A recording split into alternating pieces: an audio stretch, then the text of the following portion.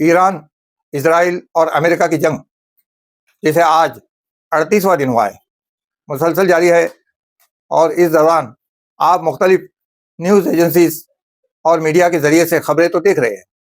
हमारा मकसद खबरें पेश करना रोज़मर्रा की वो नहीं है, बल्कि हम तो वक्तन फ़वक्तन इस जंग के मुख्तलिफ पहलुओं को समझने की कोशिश करते हैं।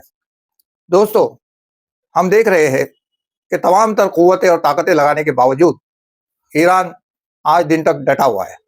यहाँ तक कि प्रेसिडेंट ट्रंप के अल्टीमेटम पर अल्टीमेटम, कभी 48 आवर्स का, तो कभी उस पर 5 दिनों का पॉज लगा दिया गया, कभी 10 दिनों के लिए जंग रोक दी गई, और फिर जो है 48 आवर्स का अल्टीमेटम, और फिर पूरे रीजन को कहा, मिडल ईस्ट के, कि ये सब के सब जो है जहन्नम में जाने के लिए तैयार हो जाए।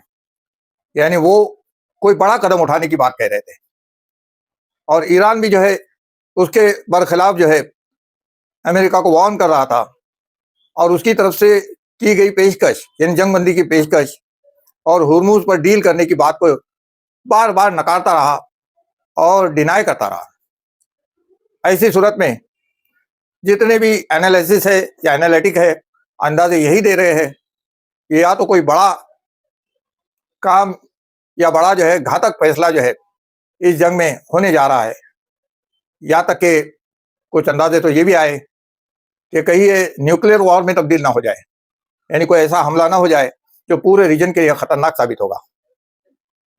और बू शहर पर जो बार बार हमले हो रहे हैं, उस पर फॉरेन मिनिस्टर अब्बास अराक्ची साहब ने तो इशारा भी दिया कि कहीं रेडिएशन जो है इस पूरे इलाके को परेशान ना कर दे, यानी यूरेनियम का रेडिएशन। लेकिन ऐसा मामला अब तक तो नहीं आया, आगे खतरात बने हुए हैं। दोस्तों, एक मजमूई एतबार से देखा जाए तो हम समझते हैं कि इस जंग में या तो एक बड़े सीज फायर की तरफ इशारे मिल रहे हैं, और नेगोशिएशन जो है दुनिया की बड़ी बड़ी ताकतें अब कर रही है, रशिया हो, चाइना हो, मिस्र हो, और फिर पाकिस्तान हो या तुर्की हो, इनको दरमियान में डाल दिया गया है। सऊदी अरबिया भी उसमें है।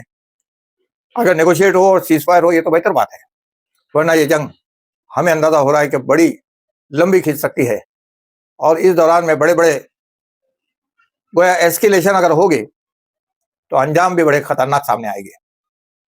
तो आगे हम अपने इस एनालिसिस को भी जारी रखेंगे और इस जंग पर नजर बनाए रखेंगे। शुक्रिया।